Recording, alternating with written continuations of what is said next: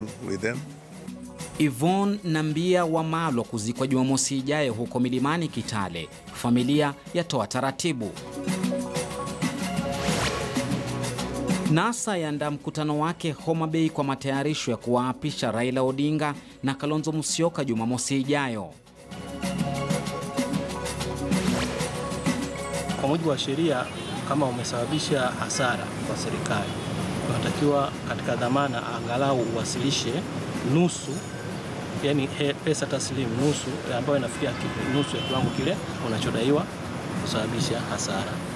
Na kimataifa, mkurugenzi wa zamani shirika la habari la kimataifa TBC Chedo Muhando afikishwa mahakamani kwa madai ya kusababisha hasara ya mamilioni ya fedha mwaka 2008.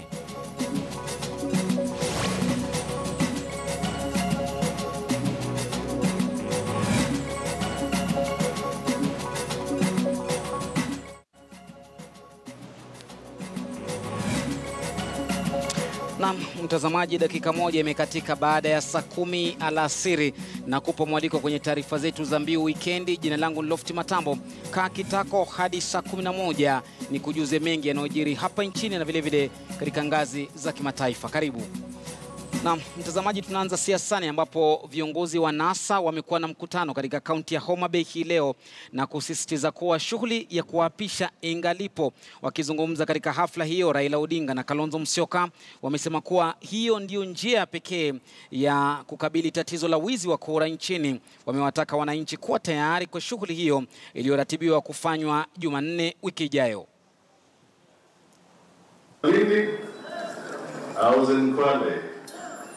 I was asking him, are you having any peace? He said no. The momentum is mounting. Kalonzo is out of the country. You will call and you will tell him, we are restraining, but the momentum is mounting.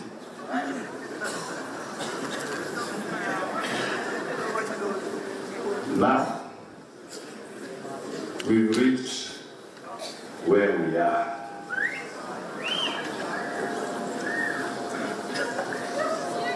Mimi nataka niwaambie ile break tulikuwa tunaweka tukisema we hope reason will prevail.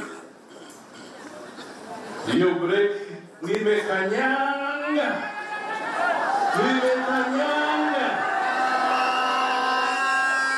Raila amekanyanga. Kalonzo ameweka mguu. Wetano weka mguu. Ndugu yangu, uzito wa wananchi ni mwingi, mguu imechoka, tumewachilia. What happened yesterday, Jim? Who in their right mind would want to go for an election and the one lady Leona akikujibu pale anaitwa Kone sijui Maina? Who under their right mind will want to go for an election and an IBC kama hiyo? Apart from anything else, IBC hii ya Chebukati, Kone Maina nini, by now mungekuwa mmejiuzulu if you are Kenyan. If you really care about this nation. Because you're playing with people's lives, the future ya wananchi. Ndugu Raila, mimi nakuheshimu sana. Wewe kaijua bora tuo sana. Nikajifanya nimeibiwa pia.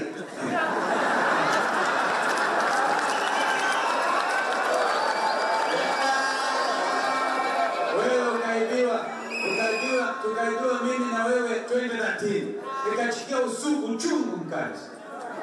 I don't think we have a more patient and understanding leader than Raila Odinga.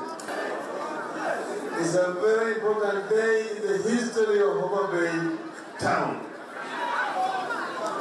Because here gathered today in this tent, in Asego, Canada, is a congregation of people of this region, together with their guests from other regions, who have come to talk about the future of Kenya. And we have listened to the people of this region, to the leaders, the professionals, pontificating about the history of this region and talking about historical marginalization of the people of this area. Mtazamaji, baada ya Rais Uhuru Kenyatta kutangaza kuwa Mwangi Kiunjuri ni mmoja katika mawaziri wake, kulikuwa na mbwembwe huko Laikipia, wananchi wakifurahi uteuzi huo. Wenyeji walizunguka katika barabara za Laikipia wakimpongeza Rais Uhuru Kenyatta kwa kumkumbuka Kiunjuri ambaye anatoka katika eneo hilo. Kiunjuri alitajwa kuwa huenda kwa waziri wa kilimo, lakini hapo jana alikuwa waziri wa ugatuzi.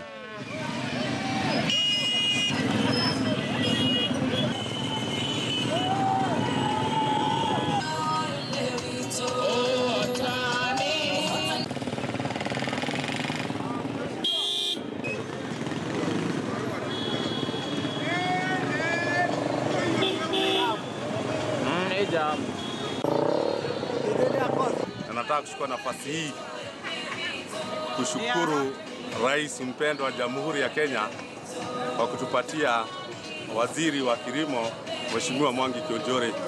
Sisi watu wa Laikipia tunatoa shukrani zetu za dhati kwa niaba ya wananchi wote wa Laikipia. Siku ya leo tuko na furaha kubwa sana tukimshukuru rais wetu Uhuru Kenyatta, manake amefika mahali akakumbuka Kenya na akakumbuka wana Laikipia. Haswa kupea Mheshimiwa Mwangi Kiunjuri kiti ya waziri wa ukulima, hiyo kitu imetufurahisha sana na tulikuwa tunatarajia sana. Tumefurahia sana sisi wa mama kwa sababu ya Uhuru kuchagua CS Kiunjuri kama agriculture wa ukulima minister. Sasa tumeona Laikipia tutakuwa na shida ya ukulima, fertilizer tutapata, ukulima itakuwa bora.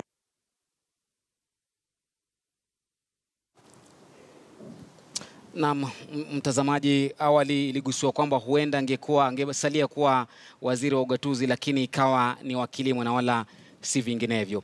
Kwingineko ni kwamba katibu mkuu wa vyama vya wafanyikazi nchini Francis Atwoli amesema kuwa Rais Kenyatta amefanya vyema kutangaza baraza lake la mawaziri, lakini akawataka mawaziri wote kuwa wakakamavu wanaposhughulikia majukumu yao. Hii serikali nataka inaingilia kutengeneza kitu kama hiyo, na ndio kwa sababu katika serikali ya Uhuru Kenyatta angelikuwa na Matiang'i watano tu wa kufanya kazi kama upande wa elimu nataka mtu wa kustraighten, upande ya manufacturing inataka mtu serious, upande wa health unataka mtu serious, hapana kusikia tu watu wanakuwa raped kwa hospitali. That's a bad picture for the country. Tunataka serious people.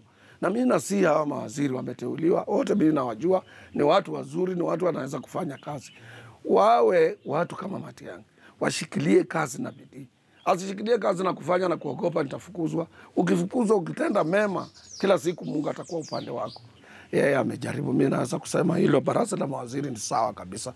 Wote wake na waume ni Wakenya, wanaweza kufanya kazi kwa bidii. Kama sisi Wakenya wenyewe tutawaunga mkono. Na pia nao kama watajitolea kufanya kazi bila uoga. Kitu kibaya ni kuwa na uoga ndani ya roho yako. Hii nitafanya watu watafikiria. Fanya kazi kama mtu mwingine akufikiria. Na mtazamaji, wakati huo viongozi wa jamii ya Waluya wakiongozwa na Musikari Kombo wamempongeza Rais Kenyatta kwa kumteua Eugene Wamalwa kuwa waziri. Wamesema kuwa serikali ya Jubilee imekuwa karibu na jamii ya Wabaluya. While we are mourning our sister-in-law, I just want to take this opportunity to thank His Excellency the President, that he has wiped our tears in a very special way, very, very special way, and we appreciate it, by retaining Eugene Wamalwa, Yvonne's brother-in-law, in the cabinet, and to a certain extent, giving him even a bigger responsibility, a bigger ministry, which we really appreciate. That's why I said he's really wiped our tears in a very, very special way. And we really want to thank him as people from Western. Not only did he give us Eugene and elevate him as it were, he also gave us Rashid Achesa as Minister for Sports. Again, this we do appreciate very, very much as people from Western.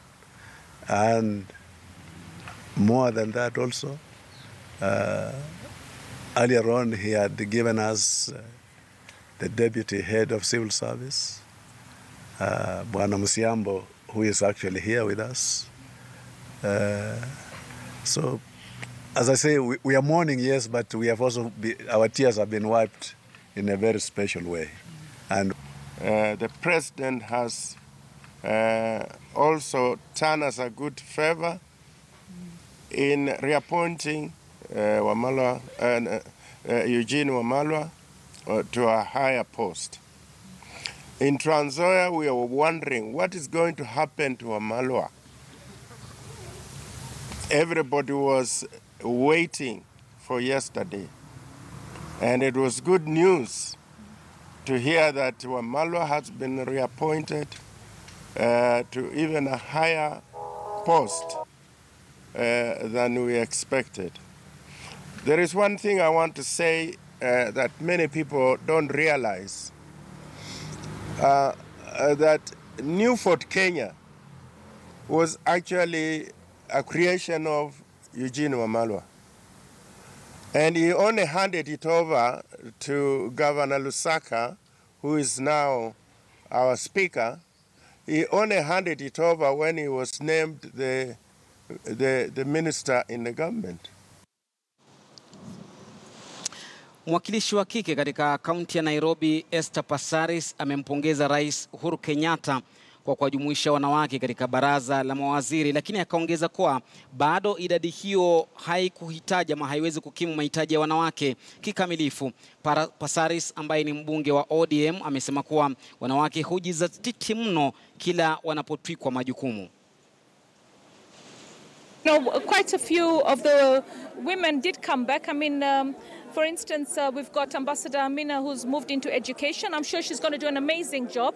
We've got Cicely Kariuki, who's moved into health, where there are so many challenges. I believe the women that we have got the expertise to actually do the job. I wish there were more women, though.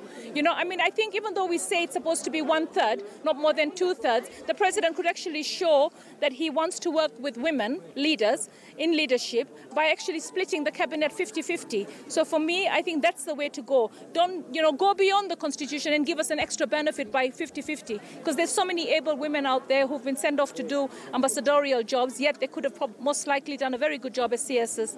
And then there's, of course, this new position that's been created. I'm sure there's probably an explanation as to why it was created, or a gap in service or delivery.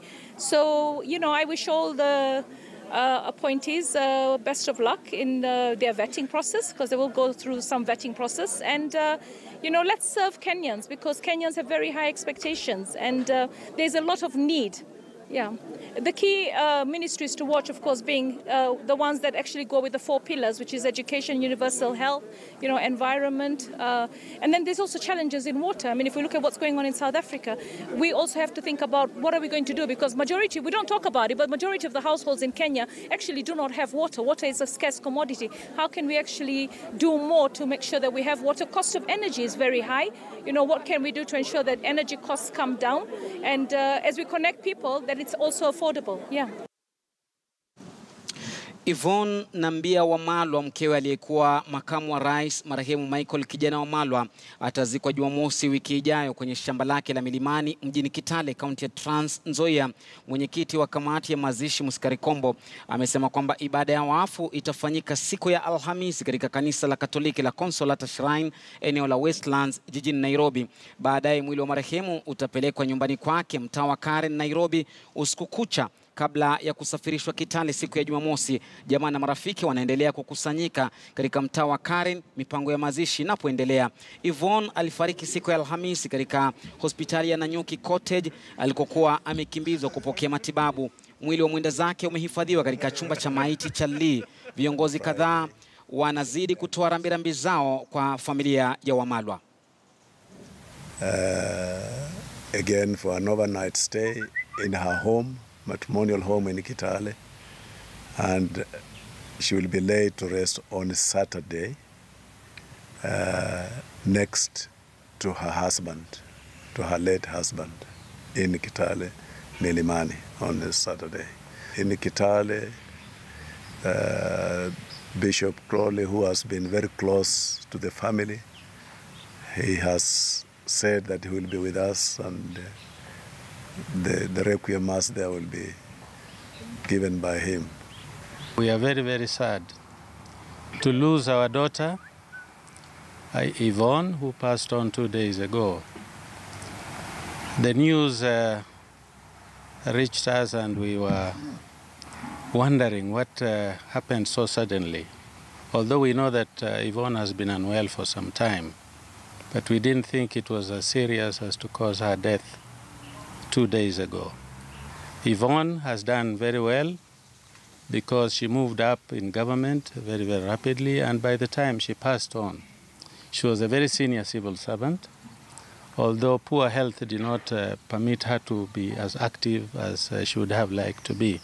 As we are all aware, she was a senior civil servant working in the Ministry of Foreign Affairs, and we are all saddened to have lost a top civil servant.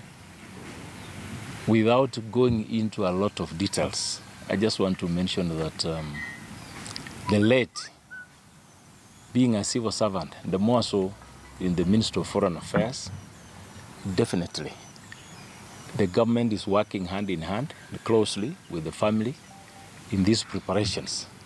Therefore, as we move forward, as a family, as a committee members, you will be seeing the hand of government going along with the family in the preparation and finally giving the late a befitting send-off that is commensurate with her status. Wakati huo baadhi ya viongozi kutoka kaunti ya Trans Nzoia wanaitaka serikali ya Jubilee kumtambua hayati Wamalwa kijana kwa kumpa mazishi ya kitaifa mkewe Yvonne Nambia Wamalwa katika makazi yao huko Milimani mjini Kitale. Mwakilishi wa kike wa kaunti hiyo Janet Nangabo ameitaka serikali kuzingatia wazo la kuongea kuwa Yvonne alikuwa akifanya kazi kwa karibu na watu wa Trans Nzoia. Also take this opportunity to send my condolences to the family of the late Mama Nambia. We really liked Mama Nambia, but unfortunately God has done what he has done. He has taken our mom. I want to appeal to the national government that they must stand with this family. And we knew very well, because our Lady Vice President was also part of this government, and he was working so closely to all Kenyans and the people of Trans Nzoia County. We are also appealing to our county through the governor of Trans Nzoia County to make sure that we do a send-off of Mama Nambia in harmony. Mtazamaji, mbali na taarifa hiyo ya tanzia ya Mama Nambia Wamalwa ni kwamba Wakenya kadhaa jana walitunukiwa kutokana na rekodi zao za kupigania haki za binadamu katika nyanja mbalimbali. Hafla hiyo iliandaliwa katika ubalozi wa Uholanzi nchini Kenya, na dhamira kuu ilikuwa ni kuwatuza mashujaa wa kupigania haki katika jamii. Waliokuwa katika jopo la majasusi ama majaji katika hafla hiyo ni aliyekuwa mkuu Daktari Willy Mutunga.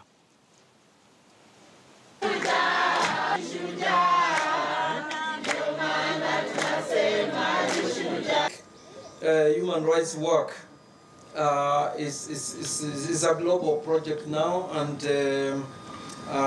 global solidarities are very, very, very important. The other messages I wanted to give, it's about two of them. I think that the human rights movement still has to build that bridge between the middle class human rights groups and their grassroots compatriots. It has never happened. We've been discussing it, and it's so critical for the human rights message now to have a following. We don't think that is necessarily a bad case. We think that a government that can take its criticism is very much a strong society. It will make it more diverse and inclusive. For the Dutch and many, many other countries, the human rights, the basic human rights, are very much a matter of the foreign policy. It's a cornerstone of foreign policy, and therefore I'm extremely proud to be hosting this Human Rights Defender Award ceremony for the second time. Kituo cha matibabu cha ugonjwa wa saratani kimeandaa matembezi yake ya kwanza hii leo mjini Nairobi. Dhamira ya matembezi hayo ni kutoa hamasa kwa wananchi ama kwa nchi nzima kuhusu kuadhimisha mwezi wa maradhi ya saratani. Wahusika walitembea kutoka katika hospitali ya Texas katika eneo la Mbagathi hadi katika bustani ya Uhuru na kisha kurejea Mbagathi.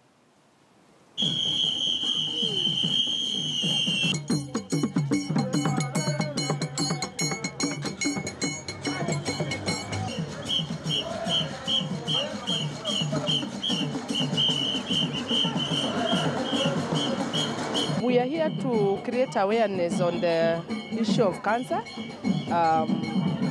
It is a cervical cancer month, and we want to sensitize people, to mobilize the people, to create awareness that when people are screened at an early stage, cancer heals. This is a month of cancer awareness. We are trying to reach out to the people, asking our people and telling them the importance of early screening. Cancer of the cervix is treatable. If you come early and you get screened, in early stages we are able to treat. So we are telling people to turn up. Today we are having an event of awareness, and we shall have a walk, and then we shall finish it from here, and then when we will do the free cancer screening. Afisa mkuu mtendaji wa bodi ya filamu nchini Ezekiel Mtua amewaonya watu wanaobuni na kutunga filamu chafu na kuziuza mijini kwa watachukuliwa hatua kali za kisheria. Mtua amesema watoto wengi wameharibiwa na filamu hizo ambazo wamezitaja kuwa nyingine ni za uchafu na usherati. Wanakuja kufanya usherati hapa na watoto wetu. Wanaeneza hizo biashara haramu, na kama vile unajua wengine wanatengeneza filamu za ngono. Bestiality, hata wengine wanahusisha wasichana wetu. Tumeshika wengine wasichana wamefungiwa kwenye hizi exclusive villas, wanafanya mapenzi na mbwa. Tushashika tukapeleka kotini.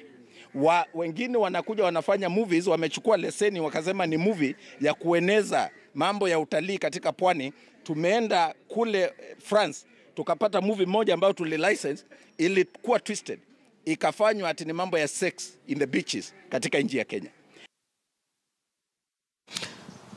Mtazamaji, baadhi ya wabunge katika bunge la kaunti ya Nakuru wanataka maafisa wote wanaohudumu katika wizara ya ardhi kutokana na visa vingi vya ulaghai wa ardhi katika eneo hilo kutambulika. Viongozi hao wanadai kuwa idara ya ardhi katika kaunti hiyo ndio fisadi zaidi na inahitaji kufanywa marekebisho ya dharura.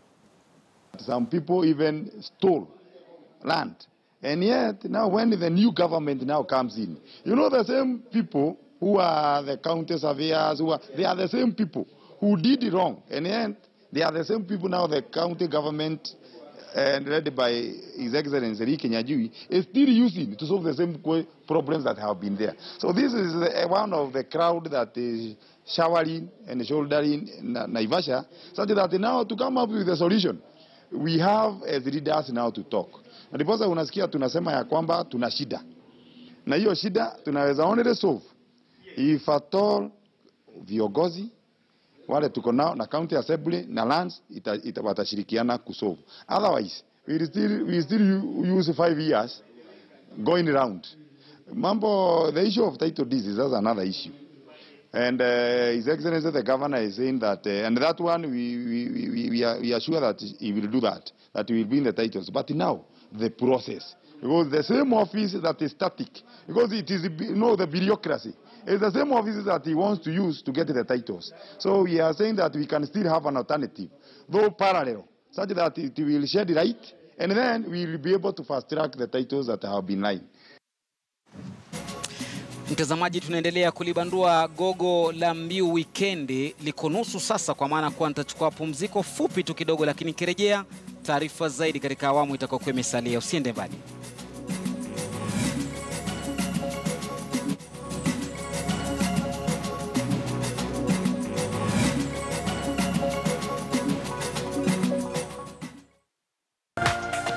This is KTN News.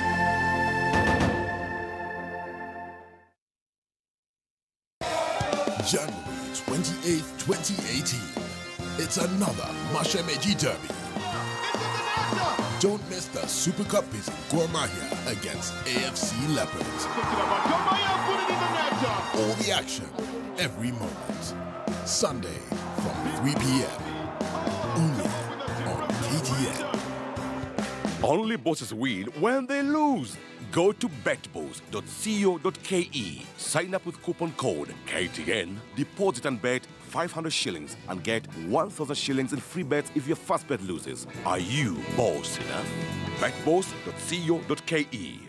Bet smart. Win big. Wambui, Margaret Wanjiko Jenga, Rose Chedo. Nilikuwa na cervical cancer. Nilikuja kujua niko na cancer 2014. I'm a cervical cancer survivor. Wakati niliambiwa niko na cancer nilistuka sana. My perception about cancer at first was that if you get cancer, you will die. Hiyo ilinistua, lakini yenyewe nilifurahi kujua mapema. Women for Cancer ilinisaidia. I was able to get my treatment through Women for Cancer. Women for Cancer walinisaidia. Walinipeleka hospitali kwa St. Mary's na sasa tunapelekana nao moja kwa moja mpaka saa hizi. Come walk with us. Come walk with us to beat cancer and help another woman like me.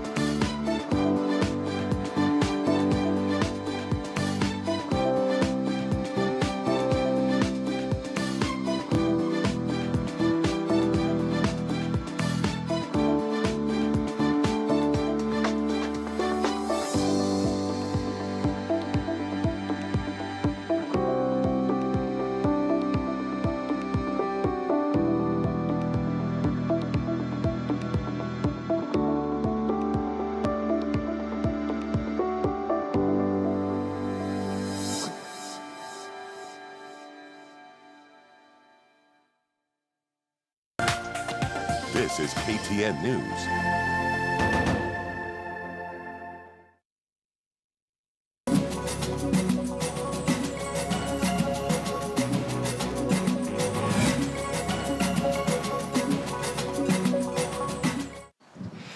Karibu tena mtazamaji, na shukran za dhati kwa kuendelea kuwa nami. Wanafunzi wa chuo kikuu cha Kisii wametoa lalama zao kuhusu madai ya kutelekezwa na serikali kuu. Wakiongozwa na mwenyekiti wa muungano wao wa KUSU Peter Kuria, wanafunzi hao wameikashifu serikali kuu kwa kile walichokitaja kuwa kutokiwezesha kituo chao cha mawasiliano na teknolojia ICT licha ya Rais Uhuru Kenyatta kutoa ahadi ya kufanya hivyo wakati wa kampeni zake za urais mwaka jana mwezi Februari. Aidha, wamelalamikia hatua ya mwendo wa kobe katika kukabidhiwa ardhi yao ya utafiti wa kilimo cha kahawa waliopewa na Rais mstaafu Mwai Kibaki. Solidarity forever, all the comrades must be high. Comrades, power! Power! I must say that as university students and the whole community at large, we are aware of plans by the county government and some people to sell our land, the coffee research land. However, we are warning, we are giving them a serious warning, because for anybody to try to even imagine that he can occupy university land, that is a serious crime. Therefore, as comrades of Kisii University, we are saying we will not allow, we shall not allow, we ought not to allow, and we must never allow. Comrades, power! Power! Comrades, power! Power! We want to send a strong warning to Ringera. We want to demand that the help that we are entitled to must be released to our accounts within 2 days, or we will release on Ringera. Comrades, power! Power! The following must be done and should be done within the shortest time possible. National government, you must release our funds for ICT. Comrades, power! Power! The coffee research land that was given to us by Mwai Kibaki, the former president, it must be given to the university with immediate effect. Comrades, power! Power! The university, which has been fought by the leaders who are local and in the national government, we must come and defend our university, but not hold it to sabotage as you have been doing. Comrades, power! Mbali na katika masuala ya shule ni kwamba mtazamaji, waziri aliyependekezwa kusimamia mafuta na madini John Munyes jana alipata pigo katika mahakama kuu huko Lodwar wakati ombi lake la kutaka ukaguzi wa kura lilipotupiliwa mbali. Munyes ambaye alikuwa mahakamani jana yote alikuwa akipinga ushindi wa gavana wa sasa Josephat Nanok.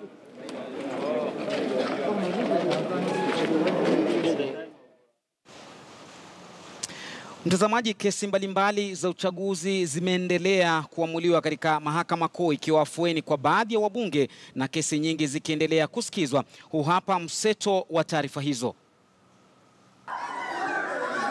Ilikuwa furaha mahakamani huko Kisumu baada ya kesi iliyokuwa ikipinga ushindi wa mwakilishi wa kike Rosa Buyu kutupiliwa mbali na mahakama kuu mjini humo. Kwa mujibu wa jaji aliyesikiliza kesi hiyo, hakukuwa na ushahidi wa kutosha kubatilisha ushindi wake Buyu. Aliyewasilisha kesi hiyo, Grace Akumu, alikuwa ametaka kubatilishwa kwa ushindi wa Buyu kwa misingi kuwa uchaguzi wa mnamo Agosti 8 kwenye eneo hilo ulikumbwa na udanganyifu. Na ghadhabu yake ilikuwa dhahiri baada ya uamuzi. I find that there is something wrong with our IEBC and the courts because if there are irregularities and illegalities, those should warrant the case to be dismissed against the third respondent. She actually pursued her rights as enshrined in the Constitution of Kenya.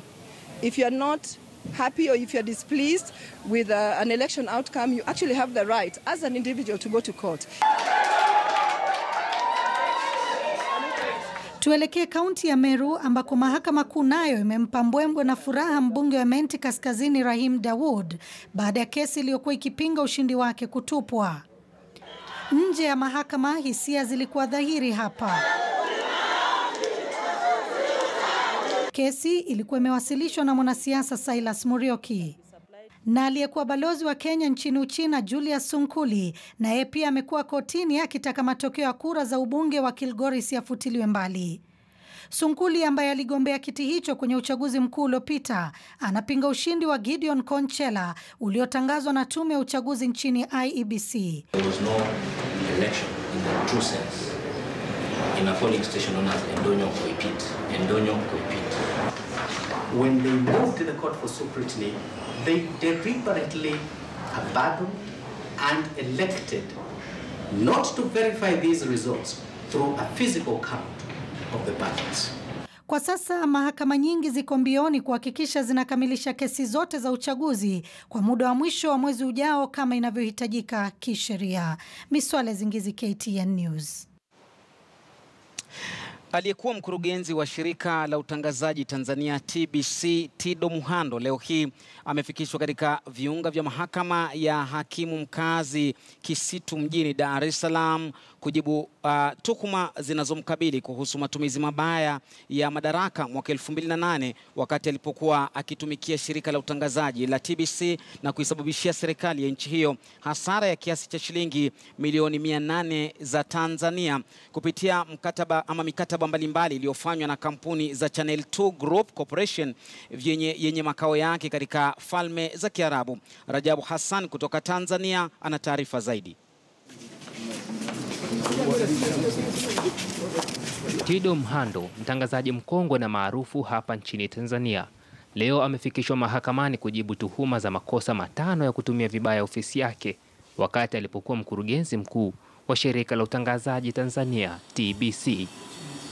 Chedo anatuhumiwa kuisababishia serikali hasara ya kiasi cha milioni 800 shilingi ya Tanzania kupitia mikataba aliyoifanya na kampuni ya Channel 2 Group Corporation yenye makao yake Falme za Kiarabu. Wakili wa Chedo Muhando, Ramadhani Maleta, amesema mteja wake mbali na mashtaka anayokabiliwa nayo yupo nje ya mahakama kwa dhamana ya shilingi milioni 500 na atarejea mahakamani Februari 23 mwaka huu. Kwa hiyo alisomewa mashtaka matano, akayakana yote, na baada ya hapo sisi tulichofanya kumwombea dhamana, na bahati nzuri masharti ya dhamana ambayo aliopewa tumeweza yote kuyatimiza. ambapo walitakiwa kwa mujibu wa sheria, kama umesababisha hasara kwa serikali, unatakiwa katika dhamana angalau uwasilishe nusu, yani pesa taslimu nusu, ambayo inafikia nusu ya kiwango kile unachodaiwa kusababisha hasara. Tindo Muhando ni mtangazaji maarufu na mkongwe ambaye amewahi kufanya kazi na shirika la utangazaji Tanzania na baadaye shirika la utangazaji la Uingereza BBC. Pia amewahi kuwa mkurugenzi mtendaji wa kampuni ya magazeti ya Mwananchi na kwa sasa ni mkurugenzi mtendaji wa Azam Media ya nchini hapa Tanzania. Rajab Hassan, KTN News, Dar es Salaam. Kutoka Tanzania, mtazamaji, turudi hapa nchini ambapo siku moja tu baada ya mauaji tatanishi ya mwanariadha Tirop Kesio na mwenzake katika eneo la Kipkorogot, kaunti ya Uasin Gishu, mapema leo mbunge wa Ainamoi William Chepkut amejipata kwenye ghadhabu ya polisi waliomrushia vitoza machozi katika jitihada za kuwatawanya waandamanaji waliofunga barabara kuu ya Eldoret Eldamaravine. Elvis Kosgei ana maelezo kuhusu taarifa hiyo ambayo ni kituko cha hapo jana.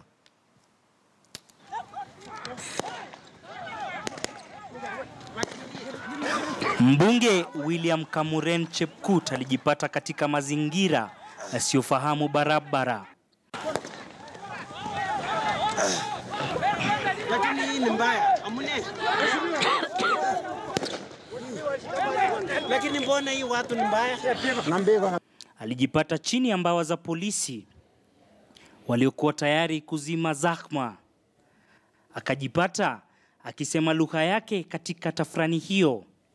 Akaona askari kwa wasumbufu wasiothamini cheo chake. Kwa wakati mmoja kalazimishwa kumpigia simu naibu wa rais William Ruto. Baadaye shughuli za usafiri zikatatizwa kwa muda. Barabara kuu ya Eldoret Eldamaravine ikawa hapapiti mtu. Mchezo wa paka na panya ukaendelea kwa muda. Kipkorogot are law-abiding citizens of this country. Yes. Naomba tumon, lakini maneno sa kutumia nguvu hiyo sitake. Wetu wanaenda kutafuta, tunastuka hata watafika kwa manyumba ama hawafiki. Hii kitendo imekuwa imetuhangaisha sana. Tafadhali serikali mtuangalie, sisi tunaumia. Huku polisi wakidai wanaendeleza uchunguzi, wakazi hapa wanahisi kuwa kuna chenga nyingi za vyombo vya usalama. We want security. His Excellency ni jirani wetu hapa. Na kuomba kwa heshima, move with speed to restore peace and harmony in Kipkorogot. Mnaua mheshimiwa wetu, mnapiga eti ya gas kwa nini? Familia ya Tirop sasa imetaka idara ya polisi kuhakikisha kuwa waliochangia kupotea kwa roho hizo mbili wachukuliwe hatua za kisheria. Elvis Kosgei, KTN News, eneo la Kipkorogot, kaunti ya Uasin Gishu. Mtazamaji, kulikuwa na mbwembwe huko Malindi hapo jana miongoni mwa wafuasi wa gavana wa Tana River Hussein Dado. Mahakama ilitupilia mbali kesi na kusema kuwa upande wa mashtaka haukuridhishwa na mahakama kuwa kulikuwa na udanganyifu.